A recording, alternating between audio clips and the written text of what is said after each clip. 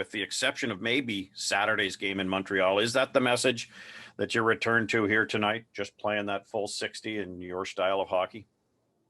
Yeah, no, exactly. I mean, we've played good pretty well every night, for as long as I can think. And, Saturday it wasn't our best game, but that's all right. And we're right back at it tonight against, a team over there who, needs wins as well. So, it'll be a great test for us. And, we'll get back rolling here with, 5 games left. Got to ask you about your line mate, Josh Norris, getting into a little scrap on Saturday night.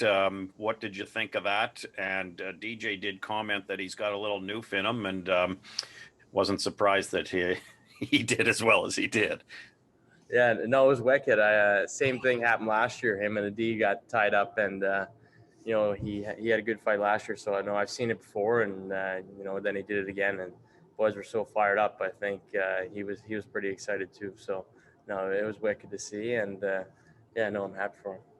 Looking forward to a matchup here tonight against. I'm guessing you'll probably be on the ice more often than not against Scheifele. Are you looking forward to that sort of matchup? Yeah, no, I love it. I mean, I love going head to head against the other team's top players. So, I look at it as a challenge, and it's going to be fun. I think they got a lot of skill over there. So, it'll be nice to go head to head and see what happens for sure. Bruce Garriock, Post Media. Hey Drake, just wondering, has Roberto Luongo reached out to you at all about playing for Team Canada? Is that something that would interest you?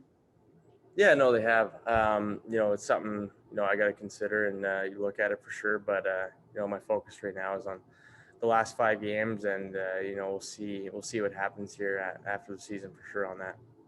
Just one other thing about that though, Drake. Does your status as a restricted free agent affect that decision at all, or? Yeah, I don't know much about it, honestly. I've never been through, a summer where I'm up for a contract or whatever. So, no, I'm going to have to ask some people who have been through it and see what advice they give me and stuff. And obviously my agents will lead me in the right direction. So, no, I haven't been through it before, so I don't know much about it, honestly. But, I'll have to ask some, former players and some guys in, our dressing room have gone through the same sort of thing before, I make a final decision for sure. But I'm sure like the opportunity to play for Canada would be something that interests you, right? Oh, 100%. I mean, as a Canadian, that's what you watch growing up. Team Canada, this Team Canada, that, no matter what tournament it is, World Juniors, the Olympics. So, it's everyone's dream growing up in Canada to put that sweater on, whenever you can. So obviously it'd be a huge honor if, it ends up all working out. Definitely. Yeah. And I just had one other question just regarding Tim Stützle. What have you seen in him in his first season in the NHL? Yeah, it's great. We were chatting the other day. When I was his age, I was just playing my first year junior. So, it's pretty amazing, what he can do out there with the puck. And he's so smart. He's got such high hockey IQ, and, he's got so much more to give, I think, for years to come. And he's going to be such a special player. And, he's going to be a huge part of this, organization going forward. So, he's just an awesome guy, loves the game, and, he's so talented. Ian Mendez, The Athletic. Hey, Drake. Just one question for you about Artem Zub, if possible. I know it's tough to get to know teammates with. There's a language barrier, and there's also the social distancing stuff. And I see you kind of smiling there, and I'm wondering, have you actually had any one-on-one conversations with Artem Zub, and what can you tell us about him as a person? Because he's kind of wrapped in mystery for a lot of us. Yeah, no, it's funny because you try to talk to him, but it's tough to get some words out. So I asked the other Russians if he's understanding and stuff, and he said he understands a lot of it. He just can't speak it. So, I mean, hopefully he understands what I'm saying to him. He usually just gives me a head nod or something back, but I'm sure next year he'll learn even more and get more comfortable speaking. So, but I guess he understands a lot of it. So, I'm sure he's getting used to the English by now. Mark Broussard, Le Droit. Yeah, Drake, just to go back on a bit on playing for Team Canada, the World Juniors was a big step in your development, I guess. Can you maybe go back at how much of an influence that was on getting you to where you are now?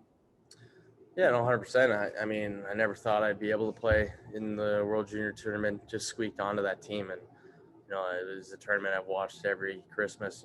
I'm looking forward to that Boxing Day every year growing up.